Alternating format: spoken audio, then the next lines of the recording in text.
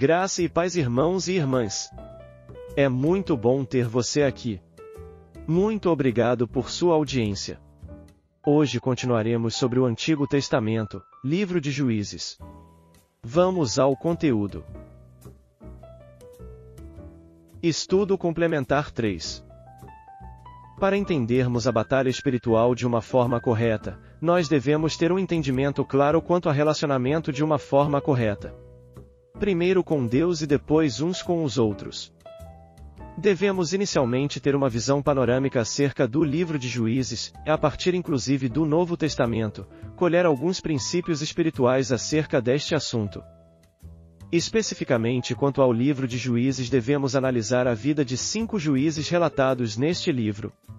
Então, a partir da vida deles nós poderemos extrair princípios relacionados à batalha espiritual.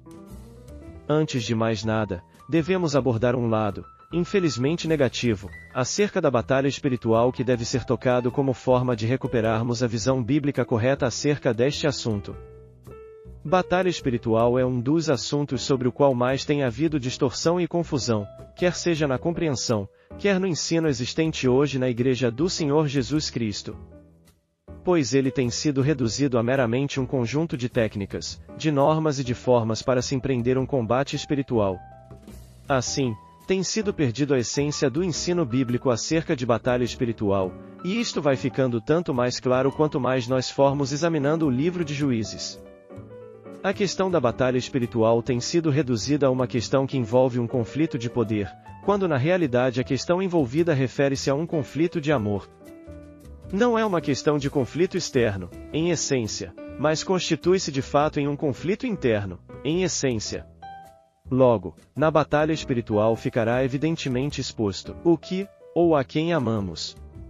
Quando Deus nos coloca em prova, Juízes 2:22, Ele não está testando a nossa força, porque na nossa condição caída e pecaminosa, Deus sabe que não temos nenhuma capacidade de resistir a estas questões que são em essência interiores.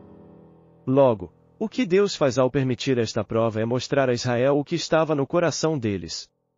É o mesmo princípio já aplicado por Deus quando o povo de Deus foi provado no deserto, Deuteronômio 8:2. É neste ambiente de deserto que experimentamos um conflito de amor, de relacionamento, de devoção. Assim, a batalha espiritual expõe tudo que está dentro de nós. É Deus expondo os nossos corações a nós mesmos diante destes inimigos espirituais. Diante daqueles deuses, daqueles ídolos que nós mesmos erguemos em nossos corações. E que buscamos através deles matar a sede de satisfação de nossa alma insaciável. Por outro lado, as hostes espirituais da maldade nas regiões celestiais procuram estimular tudo o que há em nós que não é coerente com Deus, para que nós nos desviemos do nosso amor a Deus, de nossa devoção a Deus. E assim, muitos de nós vão de ídolos em ídolos, procurando atender a nossa própria satisfação, procurando matar a nossa sede. Outra grande questão é a reafirmação, por parte de Deus, do princípio de exposição ao povo, diante de seus próprios olhos, da sua pecaminosidade intrínseca, assim como ele o fez quando aquela geração anterior esteve no deserto, Juízes 3:2. Porque esta geração, assim como é dito em Juízes 2:10, não conhecia o Senhor, nem tampouco as obras que fizera a Israel. E a razão disto, em nos expor aos nossos próprios olhos, é a de nos equipar via discernimento para entendermos quais são os nossos inimigos espirituais, o mundo, a carne, as nossas paixões e cobiças, o nosso eu. Agora, o mero discernimento não nos livra destes inimigos. A única forma de vencermos esta batalha é através de uma vida de união com Cristo. Amor, relacionamento. Ainda há uma coisa de extrema relevância. Todo Deus que se levanta exteriormente é somente um reflexo daquilo que já se levantou interiormente, no coração. E a batalha espiritual se trava, em grande medida de forma inicial, em nossa mente, 2 Coríntios 10, 4 e 5. Muitas das vezes, para não dizer todas, o nosso coração deseja, a nossa mente consente o pecado se consuma. Daí vemos nossa fragilidade exposta por Jesus no Sermão no Monte quando tratou, por exemplo, da questão do adultério. Por isto que, por exemplo, na mitologia grega, vemos tantos deuses se levantando exteriormente. Isto nada mais é que o reflexo da manifestação do eu depravado. Quando o apóstolo Paulo esteve em Atenas, isto ficou muito claro. A idolatria é sempre uma questão interior, porque sempre os nossos descaminhos são interiores. Então, em resumo, de forma sucinta, a batalha espiritual visa revelar os nossos corações para nós mesmos, porque Deus deseja nos levar a arrependimento por causa de sua bondade e então fazer-nos render a Ele de forma total e integral. Nos revelar e identificar, via conhecimento e discernimento, daqueles que são, de fato, os nossos inimigos espirituais. Somente assim, e vendo que a questão é antes de mais nada interior, podemos então nos render a Ele e vencer esta batalha não pelo discernimento, mas pela vida de união e dependência dEle. Sem este conhecimento, discernimento e experiência, não teríamos como crescer em direção a Ele mesmo. E é importante frisar que esta batalha é ininterrupta e continuada. Nós nunca poderemos dizer nesta experiência terrena, que esta questão de batalha espiritual é superada e vencida definitivamente. Embora nós possamos sim, afinar o nosso coração com o do Senhor, ainda assim, em maior ou menor medida, estaremos necessitando de mais e mais graça para vencermos estes terríveis inimigos espirituais. Agora, profeticamente, a entrada do povo na terra prometida em Josué nos fala de duas coisas que acontecem simultaneamente. De um lado, o povo de Deus vai tomar posse da terra que, tipologicamente, significa entrar na plenitude de Cristo e de tudo o que Ele representa, terra que mana leite e mel. Mas, tomando como referência Gênesis 15:16, vemos que a iniquidade dos cananeus, aqui representando este mundo pervertido e corrupto, estará sendo julgado. Por que não antes? Porque Deus havia dito nesta passagem que a medida da iniquidade deles não havia ainda sido completada.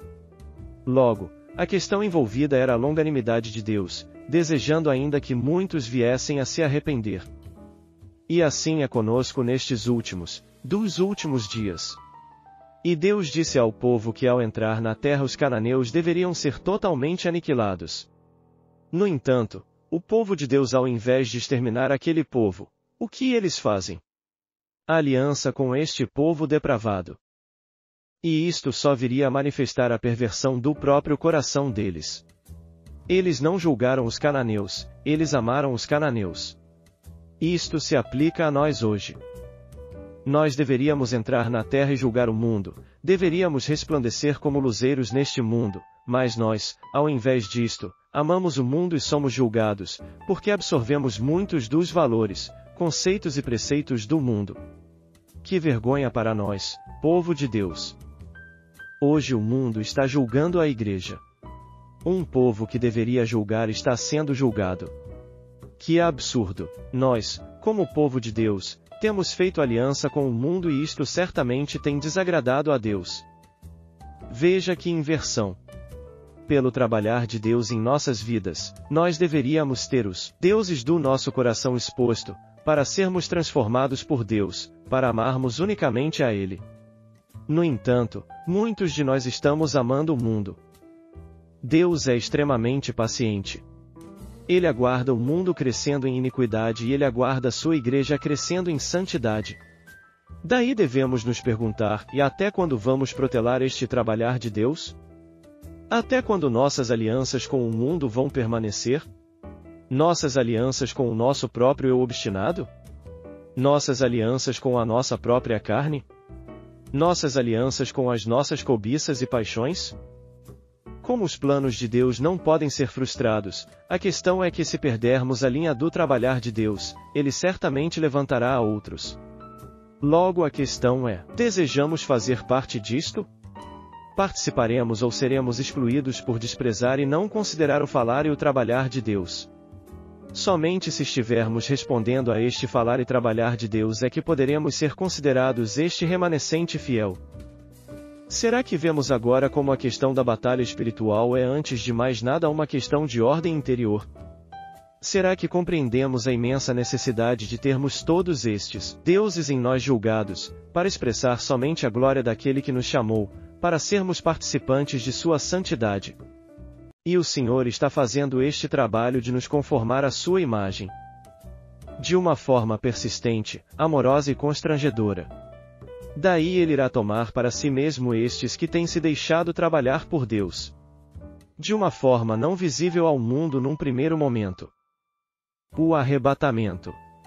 Porém depois virá, de forma visível com os seus santos, de forma visível ao mundo, para reinar com os seus santos. Obrigado por assistir até aqui. E não perca a continuação do estudo complementar 3, no próximo vídeo. Graça e paz, irmãos e irmãs.